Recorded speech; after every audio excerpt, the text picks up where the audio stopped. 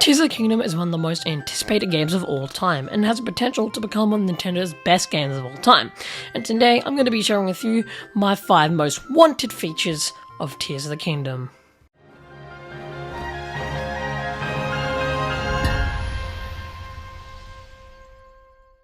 Number 1. Enemy variety. Breath of the Wild disappointingly did not have many monsters and enemies. We really only got a few enemies, not including the different colours and difficulties of these enemies. So for quite some time now, Zelda fans have spoken out about this issue of Breath of the Wild, and wanted to see a lot of cool and unique enemies for Tears of the Kingdom. And judging by the most recent Tears of the Kingdom trailer, it's looking like the Zelda team is putting a bunch of effort into new enemies and different variations of old enemies, so that's a big thumbs up from me, Nintendo.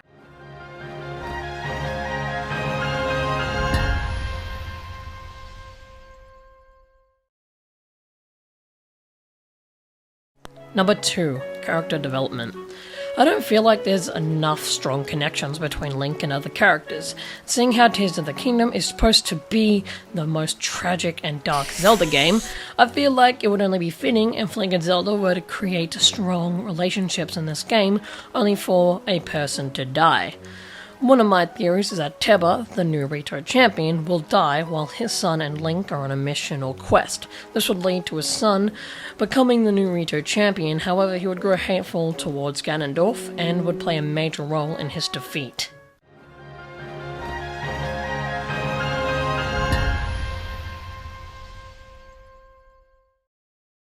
Number 3. Dungeons.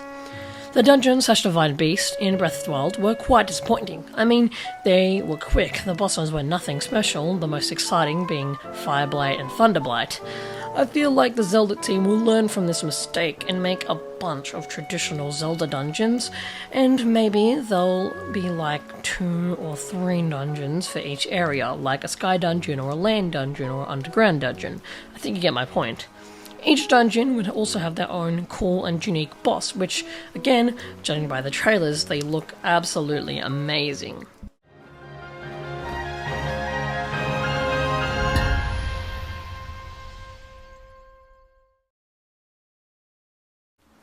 Number 4. Voice acting. Well, a nice addition to the Zelda franchise, the voice acting in Breath of the Wild was just a little bad. Okay. It was pretty terrible. I mean, it was good, but compared to a game like Fire Emblem Three Houses, Bayonetta 3, heck, even Mario Rabbids Sparks of Hope. It was just lackluster, and there wasn't enough of it, so I'm hoping in Tears of the Kingdom we'll see a lot more voice acting, and hopefully it's not just in cutscenes. Like, even though I know it's probably not going to happen, if every interaction had a voice acting in it, would just make the game so much better, and would add a lot more connection between the characters and the player.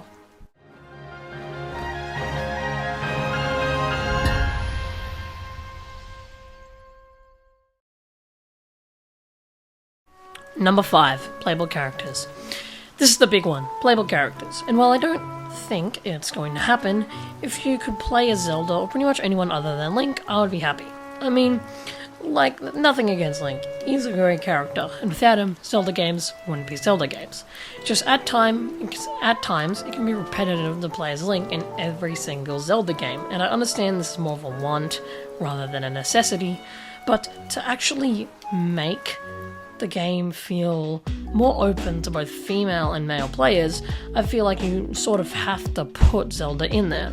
And it's sort of convenient how they cut Zelda's hair, maybe to stop it from clipping into shields or capes like what happens to Link.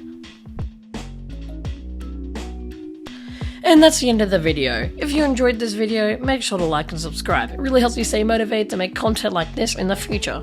And if you're excited for Tears of the Kingdom, make sure to let me know in the comments. And with that, I'm Sam, and I'll see you in the next one.